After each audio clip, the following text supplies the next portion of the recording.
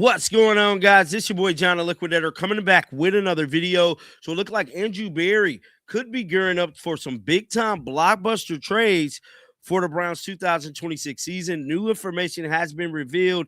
Guys, for this one here, we got to go all the way up to Cleveland. Let's get it. Let's go. Coming to the Cleveland Browns, we know that they got a lot of work to do, man. They're in the process of trying to find a defensive coordinator, but they have to fix a lot of the holes that is going wrong with this football team. Offensive line, wide receivers, and to me, those are the only two major issues next to special teams. They definitely got a real bad special teams problem. If they fix those teams, they could easily become a playoff team. The defense is solid, and I don't know, man. We just got to wait and see. But make a long story short, it looked like Andrew Berry could be gearing up for a blockbuster trade.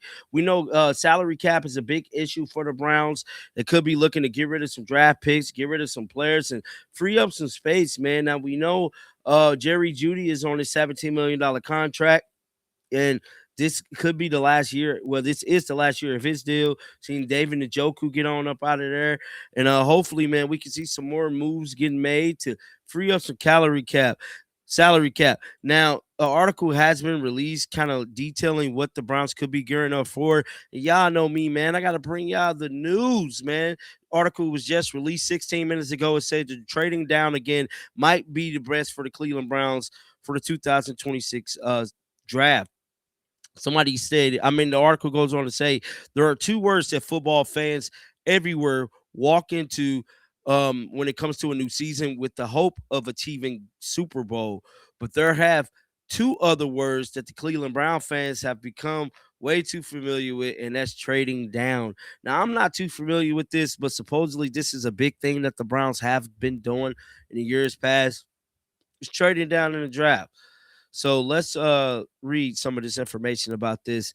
Somebody said, and that's exactly what the Browns could decide to do with the number 6 overall pick selection in the 2026 NFL draft. While trading down is always unpopular, even with another home run draft, the Browns honestly would not contend for the Super Bowl next season.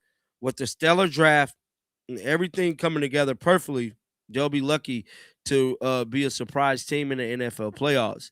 And it goes on to say, why would the Browns trade down? The Browns have so many holes. They don't have a sure quarterback thing. We just going to skip past that because I'm sick of them saying that. Jerry Jeudy wide receiver room. We're going to skip past. We already talked about all of that. But it goes on to say, depending on the first 5 selection, another NFL draft, it might be the best for Cleveland to trade down. There's a real world with both blue chip wide receiver, Ohio State, Cornell Tate, and Arizona, Jordan Tyson. Jordan Tyson name has been coming up a lot, man. Now, both of these guys are top-notch wide receivers. 92 The Fan gave us a little bit more clarity potentially on this trading down. If the Browns went defense with the 6th pick, we got about 30 seconds. Yeah. What do you think? I think that people would go nuts. I do too. I have talked to some guys who cover the draft for a living and said, if Bain's available, if Bailey's available, you can't pass on guys like that. And if you make one side of the ball so great, it's possible to put a winning team out there. It's just we have so many holes on that offensive line, guys. We have to start drafting at some point.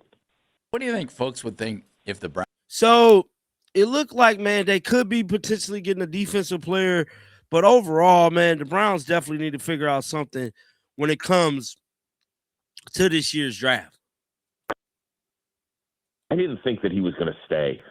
I just didn't. I think that probably when you get passed over for one of your contemporaries, when you have done a very good job in a building and have the respect of a lot of people there, that's really frustrating and hard to take. And then there's the other side of this with Todd Monken that, we talked about this. Why would he necessarily want Jim in the building? Is he an excellent coordinator? Yes.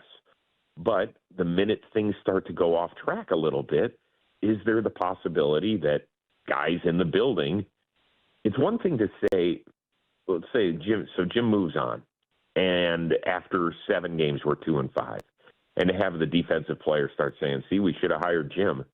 Well, that's different than going up to Jim and saying, "Yo, man, you should have been our guy." Right? It's just totally different. Yeah. And so, look, Jim is a great defensive coordinator. He's won a Super Bowl with the Eagles. Look what he's done with our program the last couple of years. And do I think we're going to miss him? Yeah, I do, depending on whom we hire. But there are other good minds out there. And the most important thing is that you've got talent on defense. And we've got it at all 3 levels. We've got the best player in the NFL on the first level. We got the defensive rookie of the year on the second one, and a perennial Pro Bowl cornerback on the third. And I think that there's other guys that can help us, and hopefully will continue to grow that are young. So while it's disappointing and you would like to have kept him in a perfect world, I think that is a real tough balancing act. So that was a Cleveland Brown insider speaking about the current status of Jim Schwartz. We haven't really spoke about this defensive coordinator position very much here on the channel because there hasn't been any news on the defensive coordinator position. Now, they've probably been interviewing all these people. I'm pretty sure they did go through with a lot of those interviews. I was hoping to hear something about maybe somebody getting hired today, but with it being Friday. But as of right now, man, we don't have any pretty much updates on this defensive coordinator spot. They're moving on to the draft. The draft is starting. You got to get at least 3 new linemen, not rookies. 1 rookie would be great.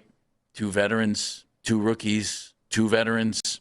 You've got to have some mix there. You're obviously going to draft a guy, but you also need to draft a couple or sign a couple of guys. I'm drafting at least 2. I'm drafting at least 2 offensive linemen. Okay, maybe that might work. But if you draft one in the 5th, 6th, 7th round, I don't know that you're counting on that person to be a starter. Their track record in that situation is not good. They drafted Zach Zinter in the 3rd. Zach hasn't emerged yet. I'm taking 2 offensive linemen in my first 4 picks.